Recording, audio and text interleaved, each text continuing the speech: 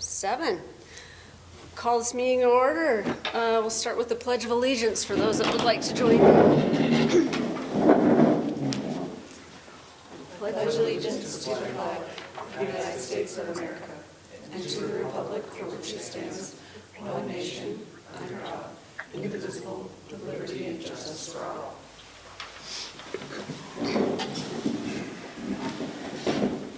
All right, we'll start with roll call. To my left, Angela Previty, Hannah Zaroff. Danica Nelson, Marilyn Hatch. and we have Marta on the phone here joining us. All girls night. Welcome, everyone. Thank you all for joining tonight's meeting. As purely an advisory panel, the Lolo Community Council strives to promote the interests and welfare of the citizens of Lolo by acting as a liaison between the community and the Missoula Board of County Commissioners. At each meeting, we provide the opportunity for public comment on both agenda and non-agenda items. The public comment period for items not on the agenda is at the end of the meeting. The council will not discuss or take action on non-agenda items until a future meeting if they choose to do so. Public comment on items that are on the agenda may be given during the public comment period after approval of expenditures and/or during discussion after the agenda item has been presented. We ask you keep your comments respectful and limited to 3 minutes, and we appreciate your attendance and participation.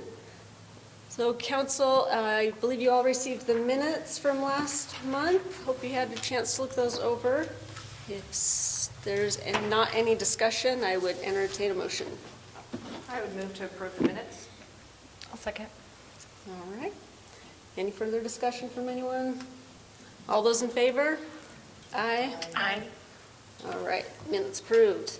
Next item, approval of expenditures. Again, I printed the agendas this month and did not have time to go have them professionally printed, so those are on me. So no expenditures this month. We will move to public comment on agenda items. Does anyone have comment on agenda items? No. All right. Do we need to vote on this? The expenditures? There weren't any. Okay. Yeah, yep. Okay. I donated them. Perfect. All right, communications. So still getting weekly emails from Big Sky Public Relations about the Highway 93 resurfacing, and these are always a few weeks behind. I believe the last one I received said that it's finally wrapping up, and you may not have even noticed construction crews out there. They were just doing minor repairs, working on crash attenuators and some guardrails that had been damaged. There were also some minor electrical milepost replacements that took place. But other than that, I think we're pretty much through with that project. We also received an email from Missoula County with their regular news update. They wanted to let everyone know that there's funding available for homeowners through the Montana Department of Commerce. The Montana Homeowner Assistance Fund still has money to assist with mortgage reinstatement, home repairs, utility payment assistance, and lien prevention. So please contact them if that would be of help to any of you. They also wanted to let us know about the November 5th election, so obviously that's a little outdated. And then they also said that they would be mailing tax bills, which are also available online at missoulataxes.us. So for those that are not paying through their mortgage, the first half is due by Monday, December 2nd, and the second half is due by Monday, June 2nd, 2025. If you want to understand how taxes are distributed, you can view the fiscal year 25 budget book at missoula.co/FY25 budget book. And specific line items for the county portion are explained at missoula.co/taxes. As always, you can follow Missoula County Voice to stay up to date and submit questions about any projects that are happening. The next one, I think maybe we might have discussion on floodplain mapping project. I checked on that recently and still don't have the draft maps out, but it looks like probably beginning of 2025 there will be some updates for us, and I'll be sure to have somebody come from the county and talk about that when those are released. So I have a question on that. I've been to a couple meetings where a private landowner that this is affecting him big time, Jeff Patterson, has spoke on this. Would he be able to be invited to come and maybe give his input on it also? He can come and speak and give public comment during that. Yeah, absolutely. That would be an option. He's got a huge presentation, maps and everything. So how much time would he get? Just a few minutes? Or? Yeah, a few minutes. I mean, I think that it would be beneficial for the community to hear from the floodplain administrators on that, and then obviously everyone's allowed to make comments at that point. So, and then finally, you can sign up for the Missoula County Weekly Newsletter and visit Missoula County Voice, as I just mentioned, to voice your thoughts, concerns, and questions about projects and initiatives happening in Missoula County. So that's all the news. We'll move on to Treasurer Report from Marilyn. Okay. So the October statement, there was one check written to Secretary Marta Brown for printing and copies, and that was $15.30. $3 for the bank paper statement fee. One deposit made, the check from Missoula County for $405.69, and so that brought the balance to $880.20. And any mail received? Yes, we got a thank you card from Mark Thane. And he said, I would like to express my appreciation to the Lolo Community Council for hosting the 2024 Candidate Forum. Your effort to help voters become informed is greatly appreciated. Mark Thane. Thanks to Dale again for that. Okay, we'll move on to committee and special reports then. With Dale, Lolo School. Thanks, everybody. I do have a few items for you tonight. I just came from the school. We have another event going on, which I'll touch on in a minute. Before I get into my actual report, I just want to say something that we posted all over our website and whatever yesterday, but happy Veterans Day yesterday, and thanks to all the veterans in the Lolo community. I think we have a lot here. I think our concentration in Western Montana is a lot higher than some other pockets of the state. So thanks to our veterans and for their service. We've got 22 boys out for boys basketball in 7th and 8th grade right now. That's 2 really big teams. They're doing really well so far. Last week was a huge week at the school. We had, well, first of all, on Tuesday we were a polling place, and that was bananas. Wow, a lot of foot traffic. We haven't had that much foot traffic on a polling day ever, I think. So people were certainly involved, whether it was just dropping off a ballot or actually voting. And the geography for the polling place where Lolo School serves is actually a really big footprint. It's everything south of Missoula, all of it, all of it. Even people who have a Florence address are voting in Lolo because they're county line. Anyway, so that was really big. We had Spectrum Science on Wheels. Spectrum Discovery Area is housed at the library downtown, but they also have an outreach program called Science on Wheels. And that was funded by the Jane S. Heeman Foundation. So they came for 3 full days and had on-site field trips for every one of our kids, which was super cool. We also had 2 evenings of parent-teacher conferences. Our fall conferences tend to get really good turnout, well into the 95% range as far as attendance goes, which is wonderful. It means our parents are actually engaging with our teachers and learning about what their kids are doing and where they're struggling and where they're succeeding, and that's wonderful. We're grateful. Not all places have such a high attendance rate or turnout for parent-teacher conferences. Also during that, our dining services did a little tasting event. We ended up feeding people. We didn't realize we were going to feed so many people so much food, but our cafeteria makes a lot of their stuff from scratch, almost all of it actually. If it's not a prepackaged item, they make their breads and buns and all the things from scratch and soups, and it's wonderful. It's better for kids, it's better for nutrition, and it's easier on the budget. So all those things add up, and parents were like, oh really, what, do you serve this? And we're like, yep, this is what kids actually get. This is on the menu. So they were pretty impressed with that. Also, our PTA had a book fair. They did over $10,000 in sales over the course of 4 days. Pretty impressive. And we hosted a table for community organizations who wanted to get some information out to people. It's totally voluntary. So the Boys and Girls Club had a table set up during that time, and Cub Scouts had a table set up during that time. Cub Scouts are trying to start a pack up here in Lolo again. So they'll be meeting, that's not my thing, it's not a school thing, but they happen to be meeting at the school next Tuesday, a week from today. So hopefully they get a lot of interest in that, because I think it's a great program. Tonight, we are hosting, right now, like I said, I just left from there, we're hosting a screening of 2 movies simultaneously. It's called the Screenagers Project. What it is the idea is to raise awareness about how do these things impact young people, not just in the classroom, like their whole life in general, and it's real. And there's a lot of press that's being published nationwide on this, and there's some scare tactics that are out there as well, and then there's some misinformation and lots of things. But there is a real impact on kids, particularly adults too, but kids with phones and screens, and not just cell phones, but video games and tablets and all of the stuff that they spend a lot of time with. And it's not all bad. We're not saying there's a boogeyman in the closet, but we are saying, hey, parents, there's some stuff you need to be aware of that maybe you're not, or maybe you're fooling yourself into thinking, oh, that's not my kid. Yeah, probably is. Oh, they would never do that. Yeah, they might. And the Screenagers Project goes on and has grown since this initial film, growing up in the digital age. They also have one on mental health of youth and one on substance abuse in youth. And it's not limited to urban environments. This is everywhere. It's everywhere. So this was a pretty successful night. I would say there's probably 40 parents there right now watching the videos. And we will process that. There's also a student component that our school counselors will use as part of their guidance counseling lessons. They'll use snippets of the video over time in classrooms and guidance and have real conversations with kids, even elementary age kids, because they're getting devices too. We've got second graders and first graders that have smartwatches and phones, and I'm not saying it's all bad.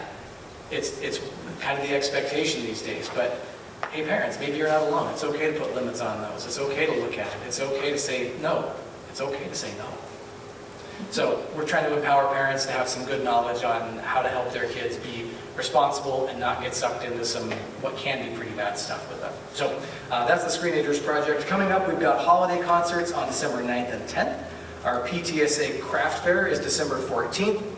And then looking into far January, we will host the Missoula Children's Theater, Snow White and the Seven Dwarfs on the 13th through the 17th of January. So we're pretty excited about that.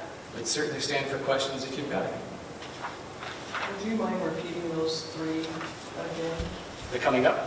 The 3 movies? So it's called the Screenagers Project. Yeah, growing up in the digital age. Yeah. And then there's one, I can't give you the exact names. Another one is focused on substance abuse, use and abuse, and then the mental health crisis that our youth are facing. And there are certainly components that tie these together, but they are distinctly different, yet connected problems, challenges that we're facing, that our kids are facing. Okay. I also just wanted to give you guys a shout out. So Families First is doing a program with your teens. That's right. They just started last week, didn't Yeah. they? Yep. Dream bigger. I'm going to say something with the mind. Dream bigger. I should know this because my own daughter's in it. Yeah, it sounds like there's quite a few teens participating. I think the number I heard was 12 Yeah. right now, but there may have been a few on the list that didn't make the first meeting. And honestly, again, I can't give everybody the description of what that is. I don't know if you can. Yeah, so it's a program for teens, middle school age, right, 7th and 8th grade. And students get to do project-based learning, so they really get to figure out something that they're interested in and like dive deep into that one thing. So using their skills, it helps teach communication strategies, and then there's a peer mentor, an adult peer mentor that kind of like helps just guide them along their process and connect them with other positive adults in the community that might have a specialty that they're looking for, some career readiness type stuff. So it's kind of cool. I'm excited that it's here in Lolo because I was really pushing for that. Thank you for that. Yeah, those 3 movies that they're watching, are those available anywhere? Like, could I get them on the internet? I'm just kind of interested in what, sounds like great stuff. Yeah, actually no. So you won't find them on Netflix or any streaming service, and you shouldn't be able to find them on YouTube. And that's because of the way the publisher has it set up for.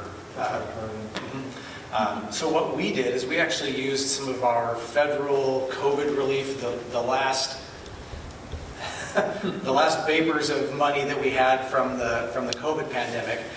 We actually spent on a 3-year subscription for these films, so we can actually use them as much as we want. What we're not allowed to do is make them like publish them like a link online or something like that. But I'm sure there'll be more opportunities because we bought a 3-year subscription, so we'll have chances that we can. Yep. Well, we knew that to get all of this in 1 year might be a little bit of a rush, and there may be people in the future who want to see something again or keep our folks up to date. Later, if that is available again, could you holler at us here? Yeah, absolutely. I don't have any kids at school anymore, but It is interesting. Good stuff. I have grandkids. Yep. It's definitely interesting. They're about 75 minutes each, so they're easy to sit and watch. Sure, for sure. Yeah. Thank you. Next up, Missoula Rural Fire Department. Yeah, good evening. So Corey Horsens is gone. He's in a class this week, so I'm going to fill in for him. My name is Kirk Paulson, the Assistant Chief with Missoula Rural Fire. And Corey was so kind to leave me a report for you guys. So it looks like he breaks down the calls for the Lolo area every month. So currently right now for October, there was 36 calls in Lolo, up from 32 from last year. Significant events. Most of you have probably heard that we did have a fire in the old Lolo school. And it was the night of Halloween. Passerby late at night spotted somebody running from the building, spotted smoke, didn't see any fire, called 911. We got there. Initially, we weren't sure where it was at. There was a lot of smoke in the area. Ended up dispatching a couple other mutual aid departments, Florence, and then Missoula Fire, along with all of our engines. Our crews were successful in locating the fire.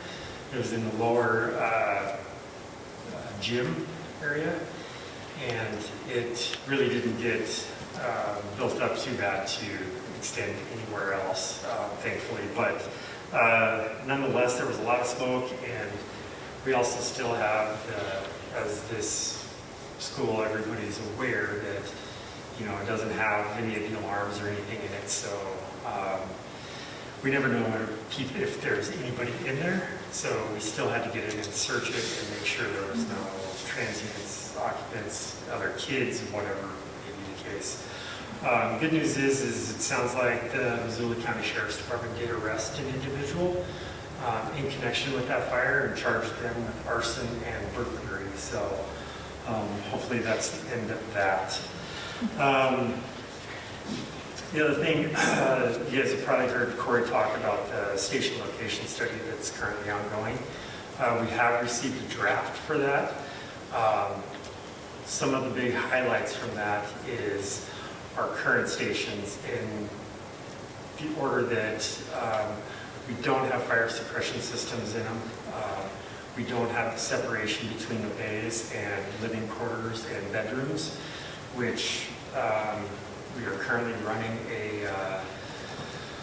a test to check for diesel particulates, low levels of carbon monoxide, and those kind of things that come off of our apparatus and seep into the living quarters where our guys are at for 24 hours, whether it's in an office or in the evening with some downtime. So we're waiting for that, those tests to come back. We should know in a couple weeks. However, we're still going through that station location study. We got the draft. We're looking at it, making some corrections, typos, little things before they come out and do their final presentation to it. Let's see. Everybody, just a quick safety message. Obviously, Thanksgiving's coming up. There is a high probability of a lot of fires happening. That seems to be a very common denominator with Thanksgiving, turkey fires, the grease fires, that kind of stuff. So just use extra caution, especially watching young children and keeping them safe. Also, the other thing too is winter driving conditions.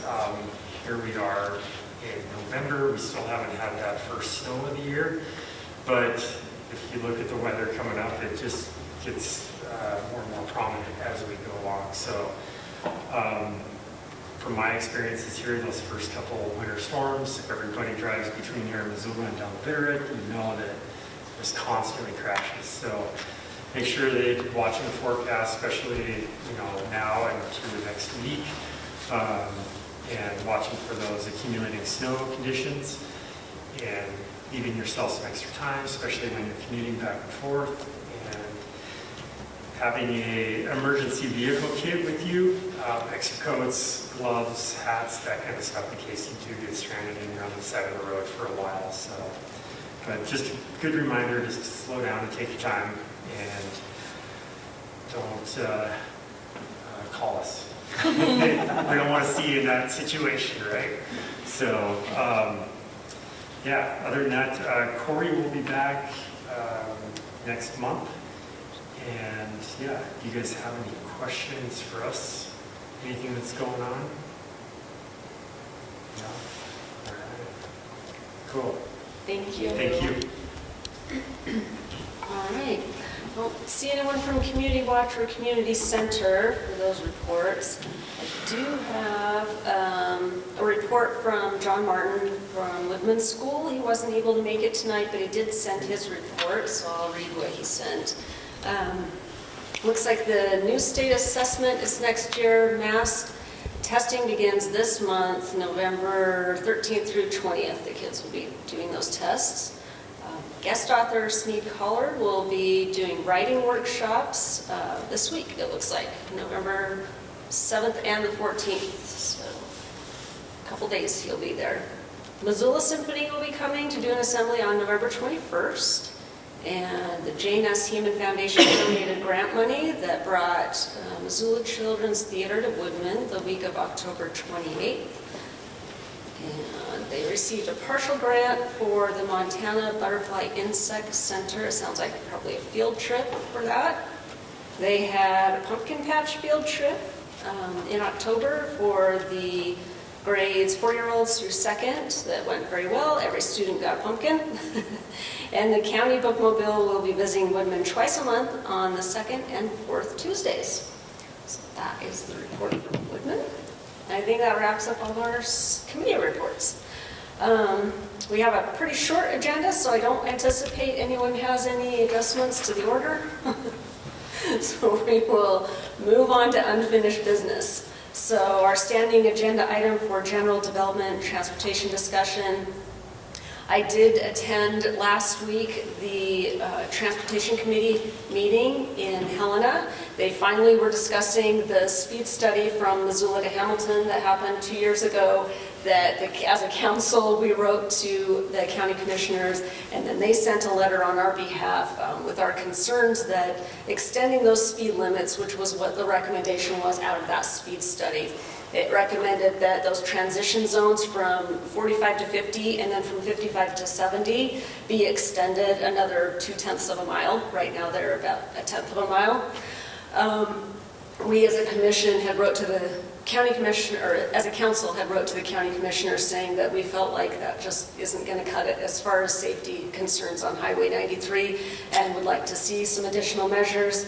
We do know that there's currently the Highway 93 corridor study that's going on, and they're specifically looking at projects that could be implemented. But I thought that, if anything, I could just show up and show them a face and a voice and say that we're real people down here and we have real concerns for whatever it's worth. And as expected, they passed the staff recommendation of extending those transition zones, and I don't think they really have much that they can do with just a speed study besides that. But again, I just felt like it was important to really, put a face in front of them to say that we're watching this carefully and hoping that they do more than that. I also reached out to the group that's doing the Highway 93 corridor study. Initially, they had said they were going to release some of those draft recommendations this winter, so I followed up to see when that's going to happen. They're planning a public meeting in January, at which point they will tell the community what some of those projects are that they're recommending. And so I hope we get a great turnout there, and hopefully they've got some great ideas for reducing some of these crashes that just continue to happen on this highway. That's all I have for updates that I know of. Does anybody have any comment on those items?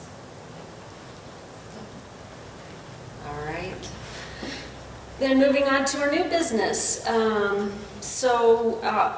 Marta has been serving as our secretary. She's been doing a great job. It definitely is quite a bit more work than just attending these meetings to go through all those transcripts and dial in these meetings each month. So I'm actually going to turn it over to Marta on the phone and just kind of let her say what she would like to say about this agenda item.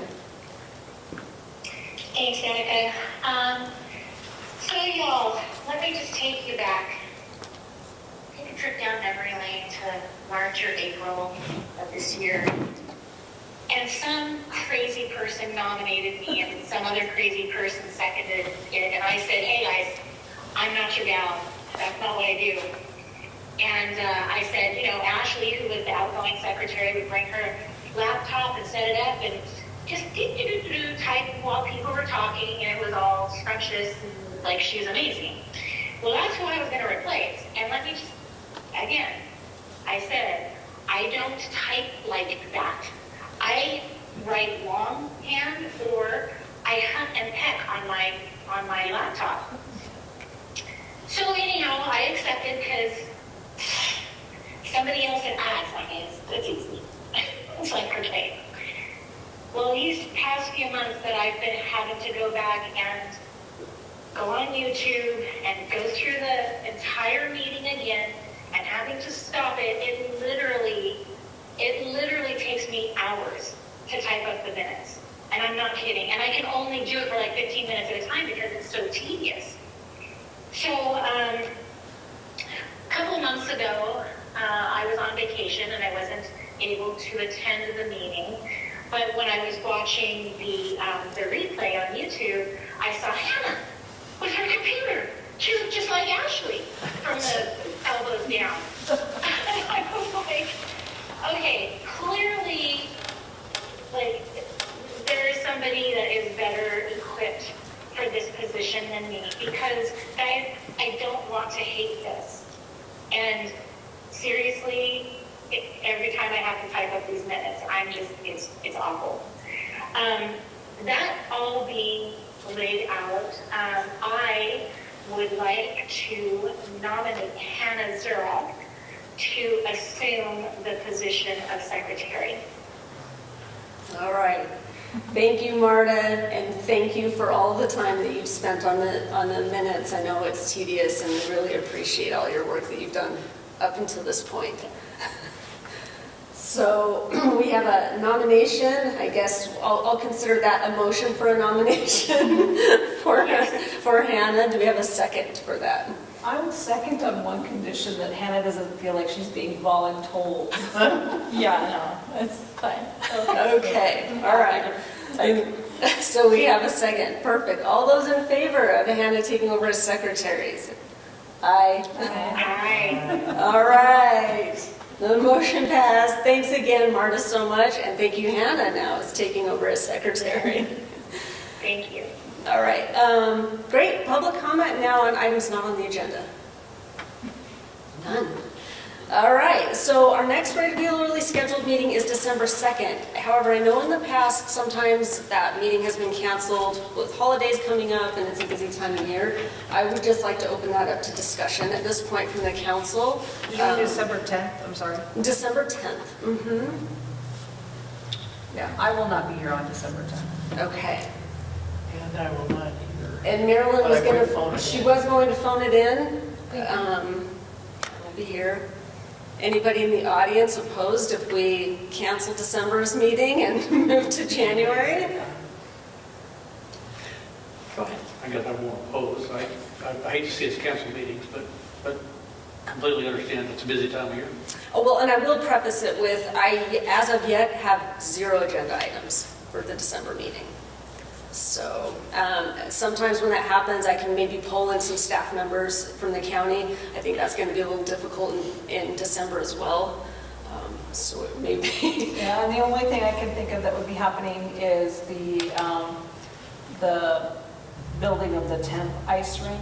It will probably, depending on weather, potentially could be happening in December. Our goal is to have it up before or by, weather permitting, school gets out for Christmas break. but right now it's just been so warm. Yes. Yeah. Okay. Well, with all that being said then, I would entertain a motion to cancel next month's meeting. I motion. Oh, go ahead, Marty. Okay? I'll motion to cancel until January. Okay. Is there a second? Second. All right, Marilyn seconds. All those in favor? Aye. Any opposed? All right. So then we will see you all in January. Merry Christmas. All right, everybody. Yes, everybody. 30 minutes. Everybody enjoyed that. I know, this was a quick meeting, yes. But there was some great information from the schools and the fire department and, yeah. And then hopefully in January, we'll come back and we'll be able to discuss for real some safety measures on these highways. That's my hope, so. Thanks for going to Helena, by the way. Yeah, absolutely. Yep. All right, thank you all. We'll call this meeting adjourned then at 7:30.